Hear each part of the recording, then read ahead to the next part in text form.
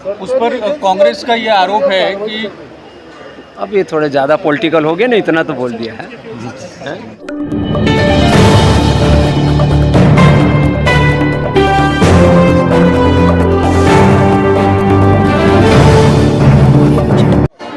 बॉलीवुड में जो नशे का जो एक विनाशकारी एक पूरा तंत्र चल रहा है, वह भारत की युवा पीढ़ी के लिए बहुत ही खतरनाक है।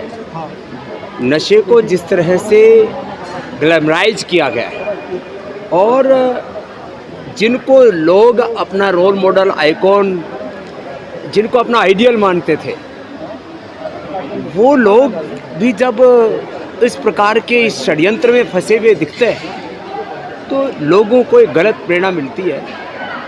सारी इंडस्ट्री को मिलकर के अपना कचरा साफ करना चाहिए, नहीं तो यह उनके लिए भी खतरा होगा, आत्मघाती होगा। बाबू जी, कोई दवाई नहीं है क्या आपके पास में नशा मुक्ति को लेके?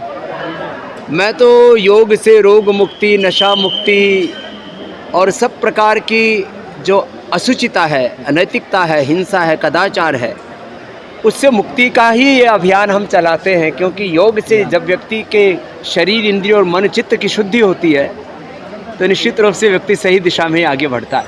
सर, बाबा जी, भारत पाकिस्तान का मैच है कल, अब पाकिस्तान कितना भी बोलो बाज नहीं जाता, फिर भी मैच हो रहा है, आपको ये सही लगता है? भारत और पाकिस्तान का मैच इन परिस्थितियों में होना, वह हमारे राष्ट्रहित और राष्ट्र धर्म के विपरीत है।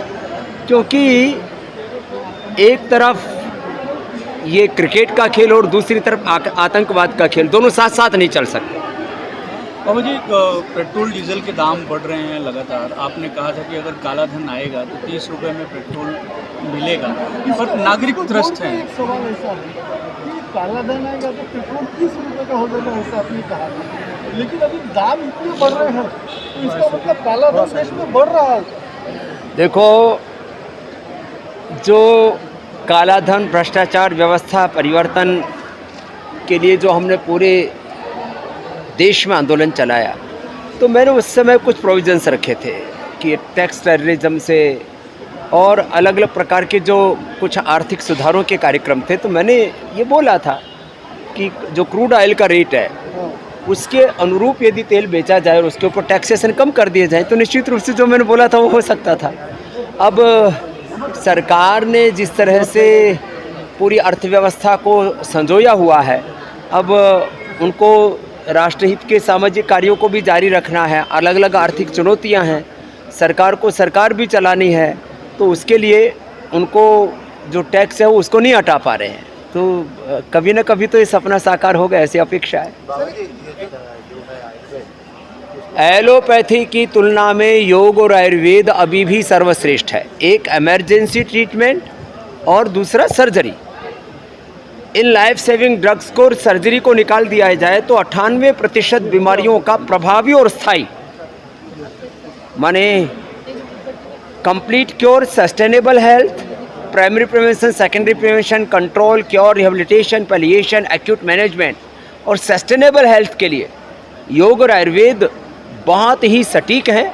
और पूरे देश दुनिया में अभी पतंजलि वेलनेस के एक पूरा उन्होंने इंटीग्रेटेड पैथी का एक पूरा कॉन्सेप्ट तैयार किया है, उसी के आधार पर आगे बड़ा काम होगा। बस अब बहुत हो गया वक्त। अंतिम बात, मेहान में जो पतंजलि का प्रोजेक्ट है वो इसी साल चालू हो, इसके लिए अभी हमने कार्यों को तीव्र गति से प्रारंभ कर दिया है। क्योंकि बीच में हमने रुचि सोया का एक्विजिशन किया और कई दूसरे कार्यों का विस्तार किया, उस वजह से थोड़ा हमारा जो फोकस था वो दूसरे कार्यों पर ज़्यादा हो गया था। अभी इस पर फोकस करेंगे और जो सपना था हमारा मिहान को लेकर के, उसको इसी साल पूरा करेंगे। सर, कब तक हो जाएगा बाबा जी? इसी साल बोला ना, दिसंबर सर, तक। महाराष्ट्र में सीबीआई और एनसीबी की ये कार्रवाई, उस पर कांग्रेस का ये आरोप है कि अब ये थोड़े ज़्यादा पॉलिटिकल हो गए ना, इतना तो बोल दिया है।